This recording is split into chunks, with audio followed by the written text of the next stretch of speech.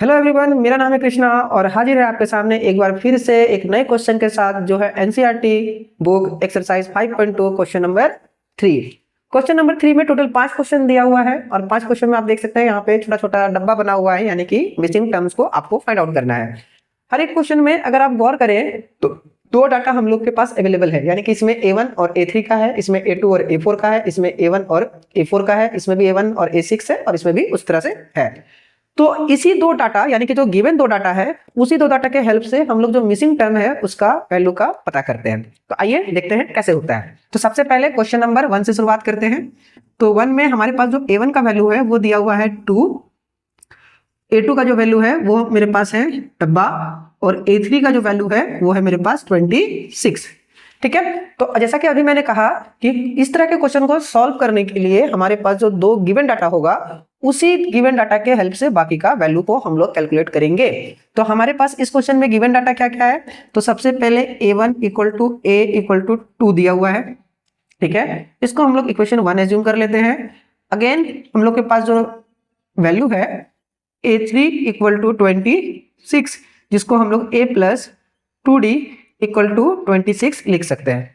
ये कैसे होता है इसको हम पिछले वीडियो में बता चुके हैं, फिर भी आपको समझना है। तो जैसे ये A3 है तो एक A निकाल दिए, बचा 2 को D के साथ लिख दिए।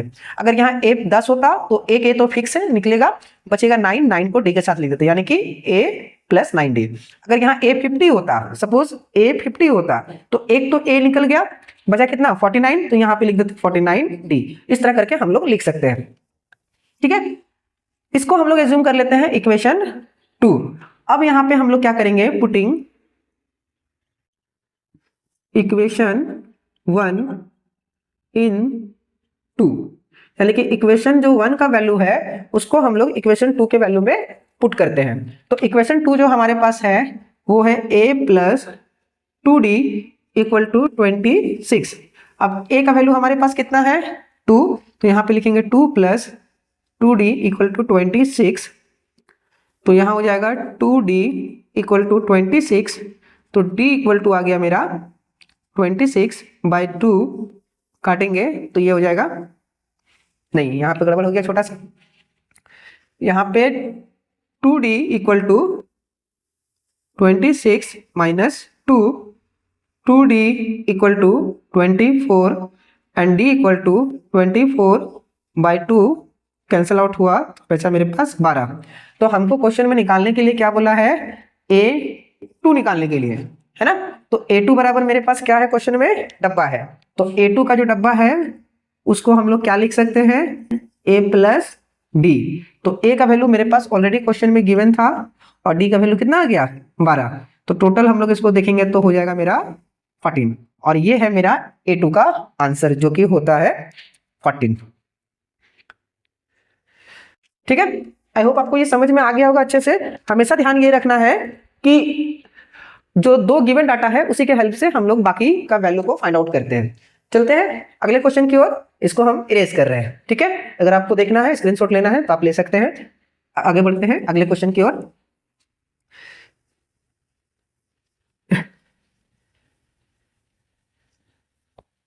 हमारा जो अगला क्वेश्चन है वो क्वेश्चन नंबर 2 नहीं है, क्वेश्चन नंबर 3 है। 3 क्यों है वो भी बताएंगे, पहले हम लोग 3 को सॉल्व करते हैं। ठीक है, 3 को सॉल्व करते हैं। ठीक है, तो हमारे पास 3 में क्या है, A का वैल्यू 5 है, A2 का वैल्यू डब्बा है, A3 का वैल्यू भी एक छोटा सा डब्बा है, A4 का वैल्यू भी नहीं, A4 का वैल्यू हमारे पास 9.5 है। ये क्वेश्चन में दिया हुआ है।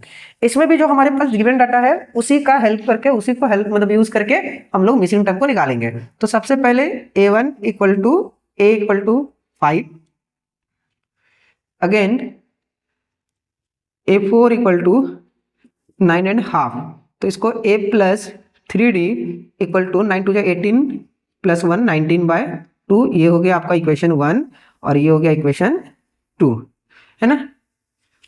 अब हम लोग क्या करेंगे, पुटिंग सेम स्टेटमेंट कॉपी करेंगे जो लास्ट क्वेश्चन में किए हुए थे, putting equation 1 in equation 2।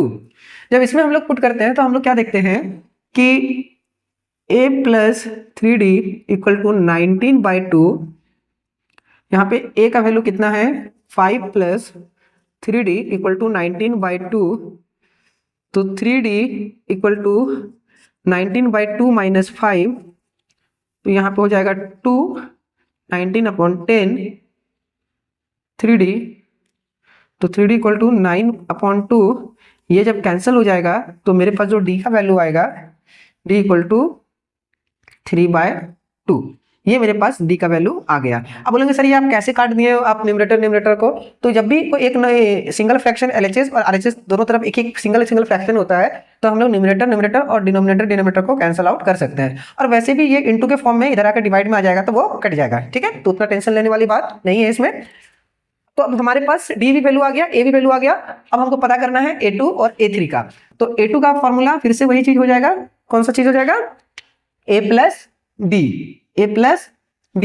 a का वैल्यू मेरे पास कितना है 5, d का वैल्यू मेरे पास कितना है 3/2, तो इसका जब हम लोग एलसीएम लेंगे तो 5 2 10 प्लस 3 यानी कि 13/2 आ जाएगा मेरा a2 का वैल्यू, ठीक है। और a3 का वैल्यू जो है मेरे पास, a3 का a प्लस 2d, तो a का वैल्यू हो गया फिर से 5 प्लस 3 2 इंटू 3/2, ये दोनों कैंसिल हो जाएगा, तो यहाँ हो जाएगा 5 प्लस 3 इक्वल टू 8, ये हो गया हमारा a3 का वैल्यू, ठीक है, समझ में आया। अब ये क्वेश्चन हम लोग 1 के बाद 2 छोड़ के स्किप करके 3 में क्यों गए, क्योंकि इसमें भी पहले a का वैल्यू दिया हुआ था, इसमें भी पहले a का वैल्यू दिया हुआ था, ठीक है, और इसमें भी पहले a का वैल्यू दिया हुआ है। तो ये जो तीनों क्वेश्चन है ये तीनों सेम टाइप का है, इसीलिए हम पहले इन तीनों क्वेश्चन के बारे में डिस्कस कर रहे थे। और ये क्वेश्चन दोनों एक टाइप का है, इसीलिए इस दोनों को फिर से एक साथ करेंगे हम लोग, मतलब बाद में करेंगे, ठीक है। तो क्वेश्चन नंबर 4 जो है हम उसको स्किप कर रहे हैं, छोड़ रहे हैं, ये आप लोग का एक तरह से होमवर्क है या प्रैक्टिस करना है खुद से। सेम प्रोसेस हो जाएगा, यहाँ पे a1 दिया हुआ है, a2, a3, a4, a5, फिर a6 का वैल्यू 6 दिया हुआ है। उसी तरह से हम लोग a1 बराबर a बराबर -4 लिखेंगे, और यहाँ पे ये 1 2 3 4 5 6, तो a6 बराबर 6 हो जाएगा, उसको a प्लस 5d लिखेंगे, वहां से d निकलेगा, और इसी तरह से फिर हम लोग फर्दर सॉल्व करेंगे, ठीक है। तो क्वेश्चन नंबर 4 हम स्किप कर रहे हैं, आगे बढ़ते हैं हम लोग दूसरे टाइप वाले क्वेश्चन में, जो है हमारा क्वेश्चन नंबर 2। तो क्वेश्चन नंबर 2 को ना बना के हम लास्ट वाला बना देते हैं, क्वेश्चन नंबर 5, जो थोड़ा सा टफ भी है। टफ क्या है, टफ तो नहीं है, क्यों नहीं है इसका तो पता नहीं, पर टफ नहीं है। चलिए देखते हैं। a1 जो दिया हुआ है कुछ भी नहीं, a2 जो है 38, a3 जो है वो डब्बा है, a4 जो है वो मेरा फिर से डब्बा है, a5 जो है फिर से डब्बा है, और a जो है हमारा क्वेश्चन नंबर 5, जी हाँ 5, 2 नहीं 5, क्यों, क्योंकि दोनों का पैटर्न सेम है। क्वेश्चन नंबर 2 जिस पैटर्न पे बनेगा उसी पैटर्न पे क्वेश्चन नंबर 5 बनेगा, तो हम लोग पहले 5 को सॉल्व कर देते हैं और 2 आप लोग खुद से ट्राई कीजिएगा, ठीक है। तो इसको आगे सॉल्व करने के लिए हमारे पास जो डाटा है ये यहाँ पे लिखा हुआ है। तो हम पहले भी बोल चुके हैं कि जो भी इस तरह का क्वेश्चन बनाएंगे, ध्यान रखना है कि जो गिवन टर्म्स है 2 गो, उसी से हम लोग सारा मिसिंग टर्म्स को निकालेंगे। तो हमारे पास a2 का वैल्यू है कितना 38, तो a plus d equal to 38, तो a का जो वैल्यू आ जाएगा वो कितना आएगा 38 माइनस d, ठीक है। अगेन इसको हम लोग इक्वेशन 1 एज्यूम कर सकते हैं, ठीक है। अगला जो हमारे पास डाटा गिवन है वो है a6 इक्वल टू -22। अब यहाँ पे a6 को हम लोग a plus 5d equal to -22 लिख सकते हैं। a का वैल्यू हमारे पास पहले से मौजूद है ना, क्या है 38 minus d plus 5d equal to -22। कुछ ज्यादा ही कलरफुल कर दे रहे हैं ना, ब्लैक ही अच्छा लगता है। आगे बढ़ते हैं। 4d इक्वल टू -22, ये इधर आ जाएगा तो -38, तो d का जो वैल्यू हो जाएगा वो होगा -60/4, कैंसिल करेंगे तो -15। ये हमारा निकल के आ गया d का वैल्यू। अब d के वैल्यू से हम लोग को क्या निकालना है, a का वैल्यू निकालना है। अगर a का वैल्यू निकल गया तो सारा वैल्यू निकल गया, है ना। तो a का वैल्यू के लिए हमारे पास जो इक्वेशन था 38 माइनस d था, तो 38 का 38 माइनस, और d का वैल्यू है -15। ध्यान रहे एक मेरा इक्वेशन का माइनस है और एक मेरा d का वैल्यू का माइनस है, तो दोनों माइनस को हमको रखना है। ऐसा नहीं कि सर एक माइनस तो था उसको क्यों नहीं रखना है ना, इतना तेज नहीं होना है। +15, तो इसको जब हम लोग करेंगे तो टोटल मेरे पास वैल्यू आ जाएगा 53। तो ये आ गया हमारे पास ए का वैल्यू, यानी कि हमारे पास जो ए का वैल्यू है वो है 53 और जो डी का वैल्यू है वो है -5। तो अब हम लोग यहाँ निकालते हैं। तो सबसे पहला डब्बा है, इसी को हम लोग ए बोलते हैं, पर ए का वैल्यू हमारे पास 53 आ गया, तो ये हो गया मेरा 53। अब निकालना है हमको A3। तो A3 जो होता है, A3 को हम लोग A + 2D लिख सकते हैं। A का वैल्यू है 53 + 2 इंटू डी का वैल्यू है -15। तो यहाँ पे 53 - 30 = 23, यानी कि जो अगला नंबर होगा हमारे पास यहाँ पे वो कितना हो जाएगा, 23।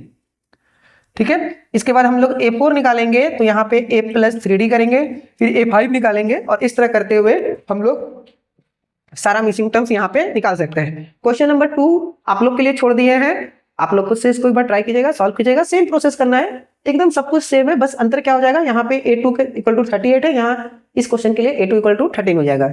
सेम तरीके से हम लोग बनाएंगे और आपका आंसर आ जाएगा। आई होप कि आपको ये क्वेश्चन सारा समझ में आया होगा। मिलते हैं अगले वीडियो में क्वेश्चन नंबर 4 एक्सरसाइज 5.2 के साथ। Thank you.